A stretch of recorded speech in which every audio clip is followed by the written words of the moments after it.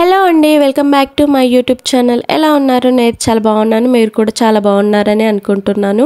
మనం ఈరోజు ఈ వీడియోలో కాజు మష్రూమ్ కర్రీ ఎలా ప్రిపేర్ చేయాలో తెలుసుకుందాం. ఈజీగా చేసేసుకోవచ్చు. ఈ కర్రీ చాలా టేస్టీగా ఉంటుంది. రైస్లోకైనా బాగుంటుంది అండ్ చపాతీలో కూడా చాలా బాగుంటుంది. ఇంకెందుకు ఆలస్యం, కర్రీ ప్రిపరేషన్ చూసేద్దాం. ముందుగా నేను ఒక 200 గ్రామ్స్ మష్రూమ్స్ తీసుకుంటున్నాను. మష్రూమ్స్ని వాష్ చేసుకోవడం అండ్ ఏ విధంగా పీల్ చేసుకోవడం ప్రతి ఒక్కటైతే చూపిస్తాను. చూడండి, మష్రూమ్స్ని వాటర్లో మంచిగా వాష్ చేసుకోండి. డస్ట్ కానీ మట్టి కానీ పోతుంది. ఫస్ట్ ఒకసారి వాటర్తో వాష్ చేసుకోండి. చూడండి, ఫింగర్స్తో మష్రూమ్స్ని ఆ విధంగా అనేసరికి దానిపైన ఉన్న పొట్టు మొత్తం పోతుంది. నేను వీడియోలో చూపిస్తున్నాను కదా, చూడండి ఏ విధంగా పోతుందో. ఆ విధంగా అయితే పీల్స్ మొత్తం చేసేసుకోవాలి. నేను వీడియోలో చూపించిన విధంగా అయితే పీల్ చేసుకోండి. చాలా ఈజీగా అయితే పోతుంది. దానికి ఎక్కువ టైం పట్టదు అండ్ చాలా కష్టంగా కూడా లేదు. ఈజీగా అయితే వెళ్ళిపోతుంది. ఆ విధంగా ఫింగర్స్తో తీసేస్తున్నాను. నైఫ్తో కూడా తీసేసుకోవచ్చండి. మీకు ఏది కంఫర్టబుల్గా ఉంటే అలా చేసేసేయండి.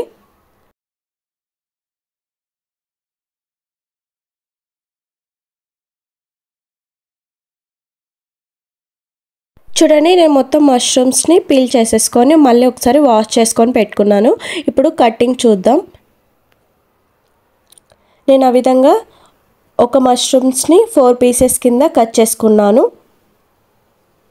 నేను వీడియోలో చూపించిన విధంగా ఆ విధంగా కట్ చేసేసుకోండి.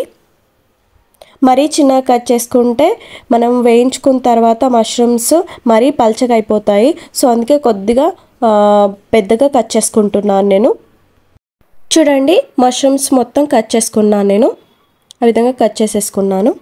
కర్రీ ప్రిపరేషన్ చూసేద్దాము. ముందుగా స్టవ్ వెలిగించి ఒక కడాయి పెట్టుకోండి. కడాయి పెట్టుకొని అందులోకి 2 టేబుల్ స్పూన్ ఆయిల్ యాడ్ చేసుకోండి. ఆయిల్ హీట్ అయ్యాక ఇందులోకి ఒక 20 నుండి 25 జీడిపప్పుల్ని ఆ విధంగా కట్ చేసుకొని వేసేసుకొని మంచిగా గోల్డెన్ బ్రౌన్ కలర్ వచ్చే విధంగా వేయించుకోండి. ఒక 1 మినిట్ లోపు మంచిగా జీడిపప్పు వేగిపోతుంది. ఇప్పుడు ఇందులోకి మనం ముందుగా కట్ చేసుకొని పెట్టుకున్న మష్రూమ్స్ని యాడ్ చేసుకోవాలి. యాడ్ చేసుకొని మంచిగా కలిపేసుకోండి. ఒకసారి మీడియం ఫ్లేమ్లో పెట్టుకొని మష్రూమ్స్ని మంచిగా వేయించుకోండి. మష్రూమ్స్ వేగడానికి మనకి ఒక 10 మినిట్స్ వరకు టైం పడుతుంది. మరీ బాగా వేయించకండి. వేస్తే అవి మొత్తం పల్చగా అయిపోయి అప్పడల్లాగా అయిపోతుంది. చూడండి, మష్రూమ్స్ వేగిపోయాయి. ఇప్పుడు నేను ఒక బౌల్లోకి షిఫ్ట్ చేసుకుంటున్నాను. గ్రేవీ ప్రిపరేషన్ చూసేద్దాం. ఇప్పుడు ఒక 3 టమాటోస్ తీసుకుంటున్నాను. మంచిగా పండిన టమాటోస్ తీసుకున్నాను. వాటిని ఒక మిక్సీ జార్లో వేసుకోండి కట్ చేసుకొని. ఇందులోకి ఒక 2 పచ్చిమిర్చి కూడా వేసుకోండి. ఒక 1/2 teaspoon ginger garlic paste కూడా యాడ్ చేసుకోండి. ఇప్పుడు ఇందులోకి ఒక 2 ఎండుమిర్చిని కూడా వేసేసుకోండి. ఒక 1/2 టీ స్పూన్ మిరియాల పొడి వేసుకుంటున్నాను. మీరు డైరెక్ట్గా మిరియాలు కూడా వేసుకోవచ్చు. ఇప్పుడు ఇందులోకి ఒక 5 లవంగాలు, ఒక 2 ఇలాచీ వేసుకోండి. ఇప్పుడు ఇందులోకి ఒక 1 టేబుల్ స్పూన్ కమ్మని పెరుగుని యాడ్ చేసుకోండి. పుల్లది కాకుండా మంచి స్వీట్ది యాడ్ చేసుకోండి. ఒక 10 నిమిషాలు ముందు కాజుని నానబెట్టుకోండి వాటర్లో.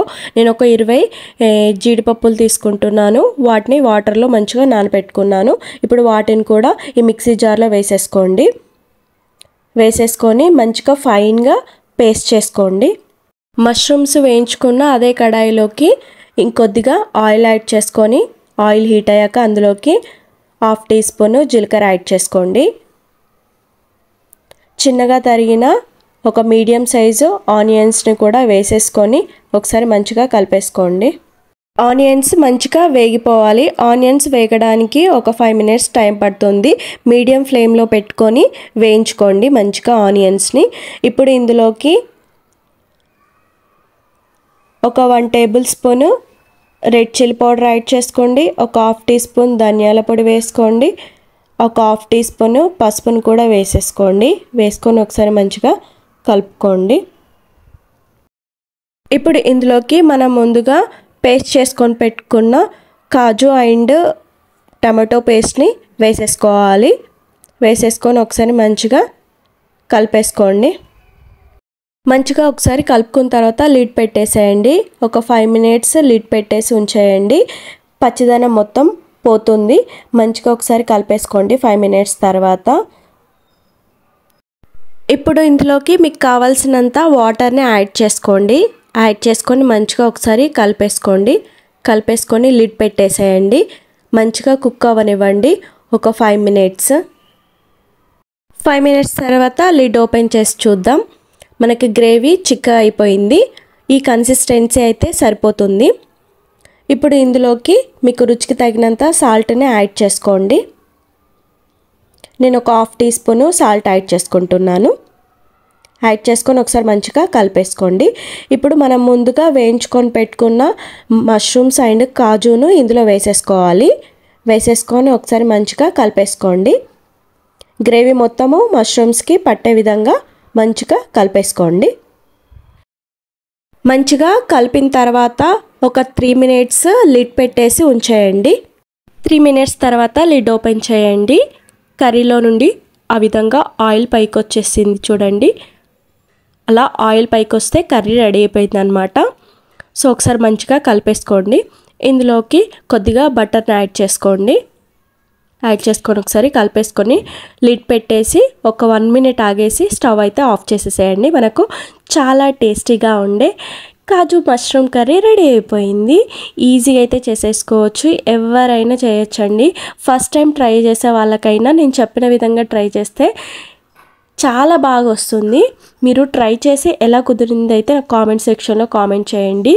ఇది రైస్కైనా బాగుంటుంది అండ్ చపాతీకైనా బాగుంటుంది. చూసారు కదా, నా వీడియో మీకు హెల్ప్ఫుల్ అవుతుందని అనుకుంటున్నాను. హెల్ప్ఫుల్ అయితే తప్పకుండా నా ఛానల్ని మీరు లైక్ చేయండి, షేర్ చేయండి, సబ్స్క్రైబ్ చేయడం మాత్రం మర్చిపోవద్దు. Thank you for watching.